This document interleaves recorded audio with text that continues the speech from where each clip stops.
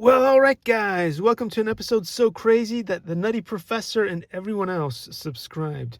It's going to be cinema, basically. Cinema to the highest level. I've got Enrique on the line on one side and Coach Greg on the other.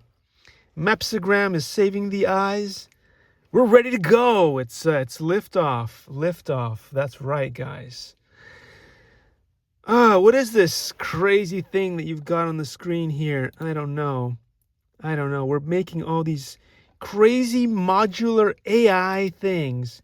You guys have seen me do this in the past where I've built a little software, and the little software was capable of doing none other than, what you do online. Build an image using an AI thing, but it's all local. As you can see here, not only is it local, it may be local as well. Like if I go here and I try to type something here, you guys know that I'm offline. If I say Google in here and I press the button, it says no internet. No internet, which is how we roll. How we roll. This is AI in a box, ladies and gentlemen. And just like in the old days with Maya and Rhino, if you guys know what Rhino is, it's another 3D modeling program. Anyway, everything is offline here, guys.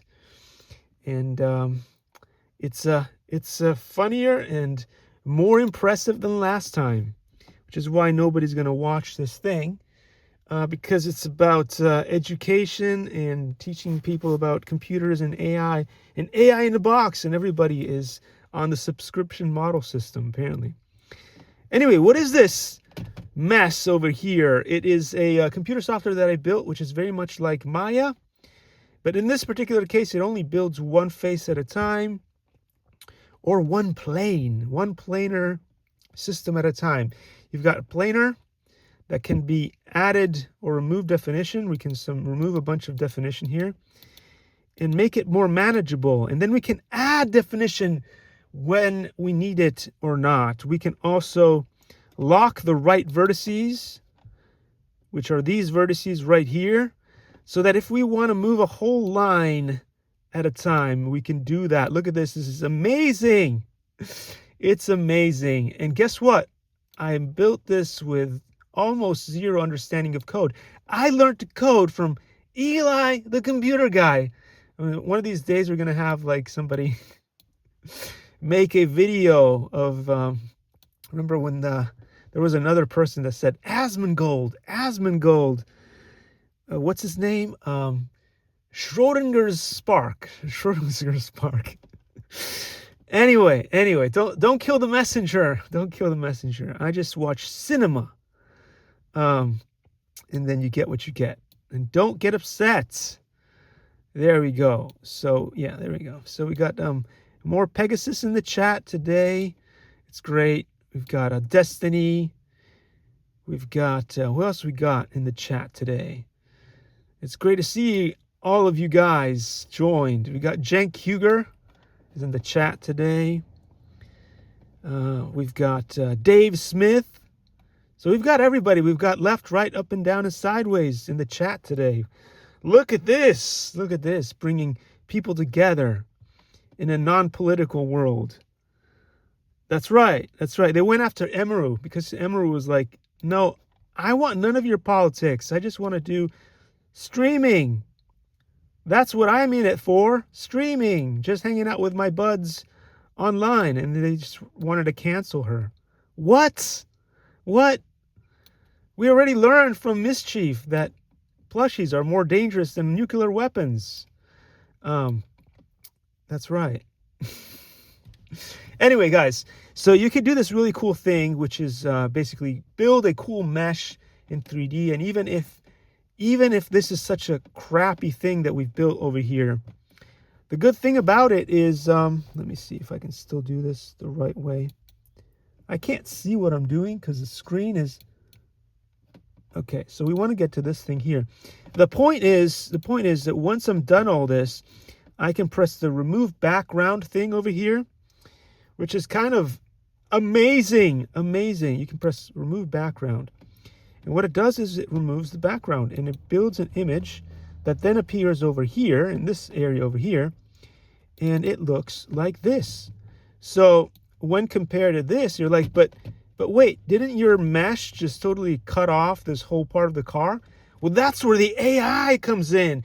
That's where the AI comes in. AI goes back, checks the original image, which looked like this, and then it puts the details that we're missing back into the picture. It's amazing. It's amazing. It is better than Maya. It is better than all the other products because it's got AI that doesn't spy on me. It just builds the stuff that I want it to. Amazing. Imagine if people were using AI the right way. Oh boy. Anyway, so, but you see it's got some green in there. So if I wanted to add layers of definition, I could do add grid. And add grid would put some horizontal lines through there, but I could also add vertical grids. Look at that. So I could expand this and make it as complex as I want. But also with AI, after I do enough of these, right, what I do is I send it and I do render and score. And then we have down here, look at this graph. All right, anyway, so the graph here has RWKV AI chatbot, and it also has Granite from IBM chatbot. And so basically it has my input and it averages all the inputs out. So we've got 3 people, or 2 AI competent humans and 1 incompetent real human, which would be me, all working on this project together. Imagine it is a symbiotic, I don't know, how do you say it, situation here where we're all working together to build a better future for humanity, unlike the other people who are just building crappy images and destroying the earth. But yeah, but Captain Planet, he got, there's a certain amount of people that just canceled him. So yeah, there we go, guys. There we go. So the cool thing about all this is, as I just showed you guys, demonstrated, we can build these cool things here, but not only that, because you see, once I'm done building a model, I can just see what would it look like in real life as an OBJ file, right? It builds an OBJ of the lattice that I've built. And so, but it looks different. It's because this is a different view of it. This would be like the top view. You can see it different ways. But this builds a cool thing that then if I have enough views of this, you can put it together and then tell the model to build a full 3D printable model. So yeah, obviously I'm not going to show you all the tricks and tips and tricks how to do this. You could just pick up the phone and call me, and I would never pick it up. But what you can do is leave a comment on the YouTube channel, any of the social medias, and tell me how amazing I am and how you'd love to hire me to work for your company. It would never happen. It would never happen. But anyway, this is the kind of thing that a ridiculous geek, someone who is truly passionate about technology, someone like Eli, the computer guy, would talk about. Do you have real passion for your craft, or are you just looking for a paycheck? Well, I was just passionate about it, and nobody would want to hire me for it. But anyway,